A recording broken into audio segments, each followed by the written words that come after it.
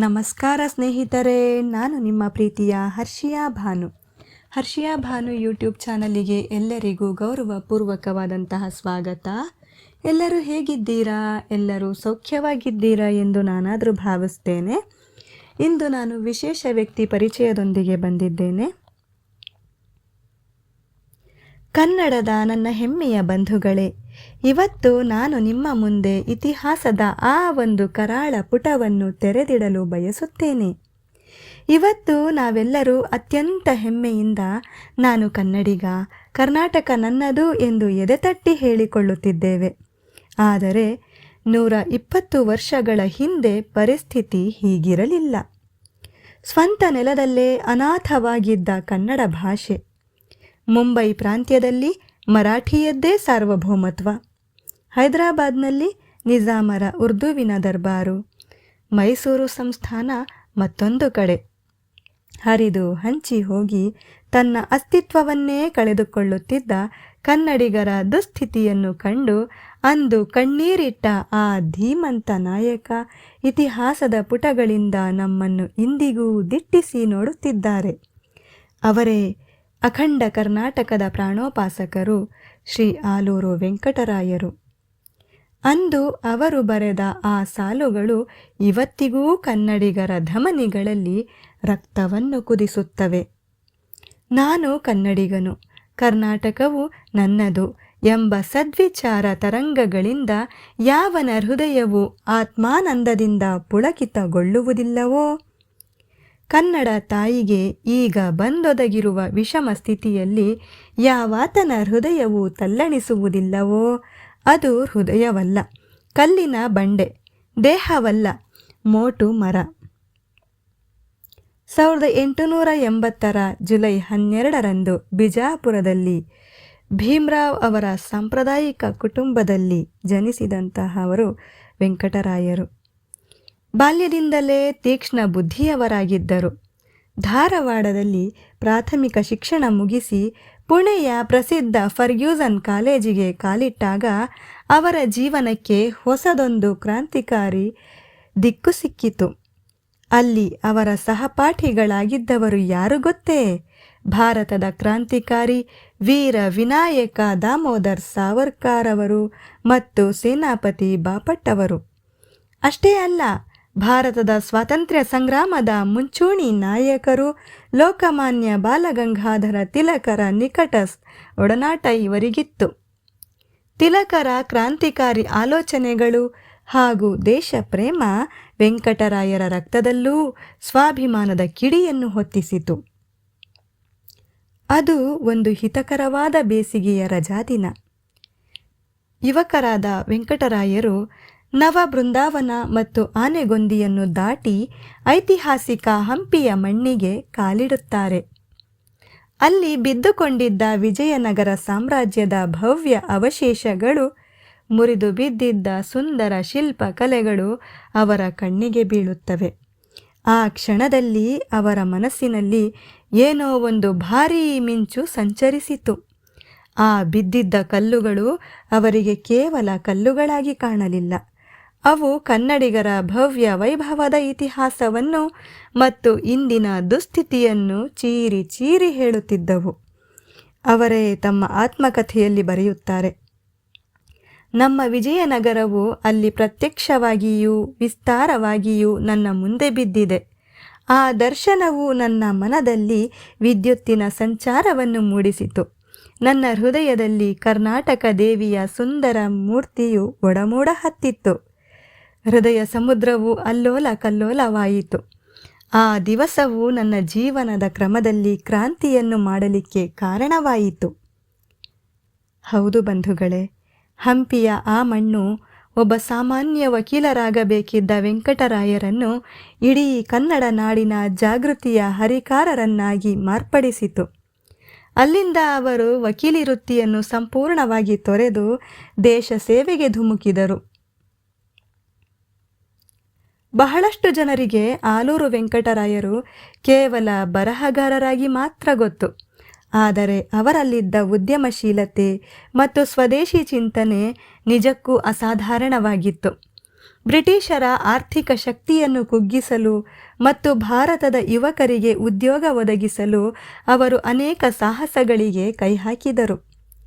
ಅವರು ಸ್ಥಾಪಿಸಿದ ರಾಷ್ಟ್ರೀಯ ಶಿಕ್ಷಣ ಸಂಸ್ಥೆಯಲ್ಲಿ ವೃತ್ತಿಪರ ತರಬೇತಿ ನೀಡುವ ಸಲುವಾಗಿ ಸ್ವತಃ ಬೆಂಕಿ ಪೆಟ್ಟಿಗೆ ಕಾರ್ಖಾನೆ, ಪೆನ್ಸಿಲ್ ಕಾರ್ಖಾನೆ, ಉಡುಪು ತಯಾರಿಕಾ ಘಟಕ ಮತ್ತು ಪ್ರಿಂಟಿಂಗ್ ಪ್ರೆಸ್ಗಳನ್ನು ಆರಂಭಿಸಿದರು. ಮುಂದೆ ಬೆಳಗಾವಿಯ ಖಾನಾಪುರದಲ್ಲಿ ಹಂಚಿನ ಕಾರ್ಖಾನೆ, ಹೊಳೆ ಆಲೂರಿನಲ್ಲಿ ಹತ್ತಿ ಗಿರಣಿ, ಸಕ್ಕರೆ ಕಾರ್ಖಾನೆಗಳನ್ನು ಸ್ಥಾಪಿಸಿದರು. ಕೃಷಿಕರಿಗಾಗಿ ಅಗ್ರಿಕಲ್ಚರಲ್ ಸೊಸೈಟಿ ಮತ್ತು ಪರಸ್ಪರ ಸಹಾಯಕ್ಕಾಗಿ ಮ್ಯೂಚುಯಲ್ ಹೆಲ್ಪ್ ಫಂಡ್ ತೆರೆದರು. ಆದರೆ ಬ್ರಿಟಿಷ್ ಸರ್ಕಾರದ ಹಠಮಾರಿ ಧೋರಣೆ ಮತ್ತು ತೀವ್ರ ಹತ್ತಿಕ್ಕುವಿಕೆಯಿಂದಾಗಿ ಈ ಉದ್ಯಮಗಳು ಆರ್ಥಿಕವಾಗಿ ಯಶಸ್ವಿಯಾಗಲಿಲ್ಲ. ಆದರೂ ಇವೆಲ್ಲದರ ಹಿಂದೆ ಅವರಲ್ಲಿದ್ದ ದೇಶಪ್ರೇಮ ಮತ್ತು ಸ್ವಾವಲಂಬನೆಯ ಕನಸು ನಮಗೆ ಇಂದಿಗೂ ಪ್ರೇರಣೆ ನೀಡುತ್ತದೆ. ಕನ್ನಡ ಸಾಹಿತ್ಯ ಲೋಕಕ್ಕೆ ಆಲೂರರು ಕೊಟ್ಟ ಅತ್ಯಂತ ಪ್ರಸಿದ್ಧ ಕೃತಿ ಎಂದರೆ ಕರ್ನಾಟಕ ಗತವೈಭವ 1917. ಈ ಪುಸ್ತಕವನ್ನು ಓದಿದ ಪ್ರತಿಯೊಬ್ಬ ಕನ್ನಡಿಗನ ರೋಮಗಳೂ ಎದ್ದು ನಿಲ್ಲುತ್ತಿದ್ದವು.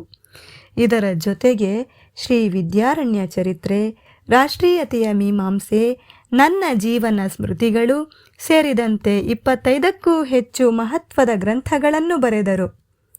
ಲೋಕಮಾನ್ಯ ತಿಲಕರ ಒತ್ತಾಯದ ಮೇರೆಗೆ ಅವರ ಗೀತಾ ರಹಸ್ಯವನ್ನು BM ಶ್ರೀ ಅವರಂತಹ ಮಹನೀಯರ ಸಲಹೆ ಪಡೆದು ಕನ್ನಡಕ್ಕೆ ಅದ್ಭುತವಾಗಿ ಅನುವಾದಿಸಿದರು.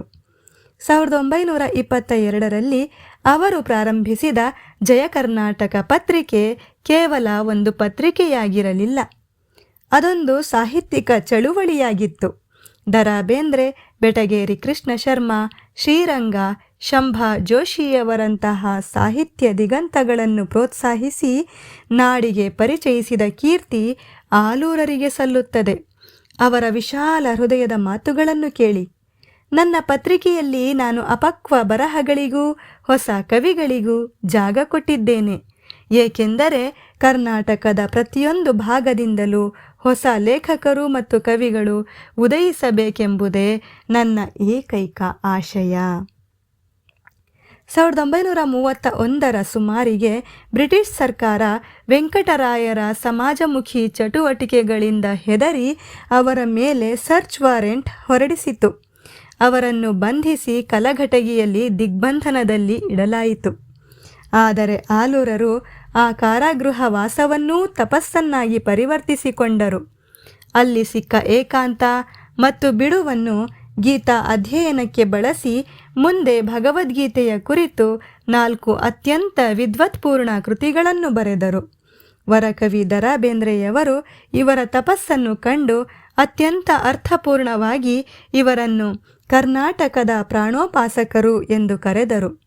ಆಲೂರರಲ್ಲಿದ್ದ ವಿಚಾರ ನಿಷ್ಠೆ ಮತ್ತು ರಾಷ್ಟ್ರೀಯ ದೃಷ್ಟಿಕೋನಕ್ಕೆ ಬೇಂದ್ರೆಯವರ ಆ ಮಾತುಗಳೇ ದೊಡ್ಡ ಗೌರವದ ಮುದ್ರೆ. 1956ರ ನವೆಂಬರ್ 1 ಇಡೀ ಕನ್ನಡಿಗರ ಬಹುಕಾಲದ ಕನಸಾದ ಕರ್ನಾಟಕ ರಾಜ್ಯ ಉದಯವಾಯಿತು. ಅಂದಿನ ವಿಶಾಲ ಮೈಸೂರು ರಾಜ್ಯ ಉದಯಿಸಿತು. ಹರಿದು ಹಂಚಿ ಹೋಗಿದ್ದ ಕನ್ನಡ ನೆಲ ಒಂದಾಯಿತು. ಈ ಸುದ್ದಿ ಕೇಳಿದ ಆಲೂರರ ಆನಂದ ಮುಗಿಲು ಮುಟ್ಟಿತು. ಅವರು ನೇರವಾಗಿ ಹಂಪಿಗೆ ಓಡಿ ಹೋಗಿ ವಿರೂಪಾಕ್ಷ ದೇವಸ್ಥಾನದ ಭುವನೇಶ್ವರಿ ದೇವಿಯ ಪಾದಗಳಿಗೆ ಪ್ರಣಾಮ ಸಲ್ಲಿಸಿ ಕೃತಜ್ಞತೆ ಅರ್ಪಿಸಿದರು. ಅಂದೇ ಇಡೀ ನಾಡು ಇವರನ್ನು ಕರ್ನಾಟಕದ ಕುಲ ಪುರೋಹಿತರು ಎಂದು ಕೊಂಡಾಡಿತು. ಆದರೆ ಭಾರತದ ರಾಷ್ಟ್ರಗೀತೆಯಲ್ಲಿ ಕರ್ನಾಟಕದ ಹೆಸರು ಇಲ್ಲದಿದ್ದಾಗ ವೆಂಕಟರಾಯರು ಅತೀವ ಬೇಸರಗೊಂಡು ಪ್ರಧಾನಿಗಳು ಹಾಗೂ ರಾಷ್ಟ್ರಪತಿಗಳಿಗೆ ಧೀರತನದಿಂದ ಪತ್ರಗಳನ್ನು ಬರೆದರು. ಕನ್ನಡದ ಸ್ವಾಭಿಮಾನಕ್ಕೆ ಅವರು ಕೊನೆಯುಸಿರಿರುವವರೆಗೂ ಧ್ವನಿಯಾಗಿದ್ದರು. 1964ರ ಫೆಬ್ರವರಿ 25ರಂದು ತಮ್ಮ 83ನೇ ವಯಸ್ಸಿನಲ್ಲಿ ಧಾರವಾಡದ ಸ್ವಗೃಹದಲ್ಲಿ ಈ ಮಹಾಚೇತನ ಇಹಲೋಕ ತ್ಯಜಿಸಿತು. ಬೆಂಗಳೂರಿನ ಇಂದಿನ ಪ್ರಸಿದ್ಧ AV ರಸ್ತೆ ಅಂದರೆ ಆಲೂರು ವೆಂಕಟರಾವ್ ರಸ್ತೆ ಇವರ ದಿವ್ಯ ಸ್ಮರಣೆಯನ್ನು ಸದಾ ಹಸಿರಾಗಿಸಿದೆ. ಸ್ನೇಹಿತರೆ, ಇವತ್ತು ನಾವು ಕನ್ನಡಿಗರಾಗಿ ತಲೆ ಎತ್ತಿ ನಿಲ್ಲಲು ಆಲೂರು ವೆಂಕಟರಾಯರಂತಹ ಮಹನೀಯರ ತಪಸ್ಸೇ ಕಾರಣ. ಕೇವಲ ವರ್ಷಕ್ಕೊಮ್ಮೆ ಕನ್ನಡ ರಾಜ್ಯೋತ್ಸವ ಆಚರಿಸಿದರೆ ಸಾಲದು. ನಮ್ಮ ಭಾಷೆ, ನಮ್ಮ ನೆಲ ಮತ್ತು ಇತಿಹಾಸವನ್ನು ಗೌರವದಿಂದ ಉಳಿಸಿ ಬೆಳೆಸುವುದೇ ನಾವು ಅವರಿಗೆ ಸಲ್ಲಿಸುವ ನಿಜವಾದ ಕೃತಜ್ಞತೆ. ಈ ಮಾಹಿತಿ ನಿಮಗೆ ಇಷ್ಟವಾಗಿದ್ದರೆ ಮತ್ತು ನಿಮ್ಮಲ್ಲಿ ಕನ್ನಡದ ಕಿಡಿಯನ್ನು ಜಾಗೃತಗೊಳಿಸಿದ್ದರೆ ಈ ವಿಡಿಯೋವನ್ನು ಲೈಕ್ ಮಾಡಿ ಮತ್ತು ನಿಮ್ಮವರೊಂದಿಗೆ ಹಂಚಿಕೊಳ್ಳಿ. ನಿಮ್ಮ ಅನಿಸಿಕೆಯನ್ನು ಕಮೆಂಟ್ ಬಾಕ್ಸ್ನಲ್ಲಿ ಬರೆಯಲು ಮರೆಯಬೇಡಿ. ಮತ್ತೊಂದು ರೋಮಾಂಚಕಾರಿ ಸತ್ಯ ಕಥೆಯೊಂದಿಗೆ ನಾನು ನಿಮ್ಮನ್ನು ಭೇಟಿಯಾಗುತ್ತೇನೆ. ಅಲ್ಲಿಯವರೆಗೂ ಜೈ ಕರ್ನಾಟಕ ಮಾತೆ, ಜೈ ಭುವನೇಶ್ವರಿ. ಧನ್ಯವಾದಗಳು.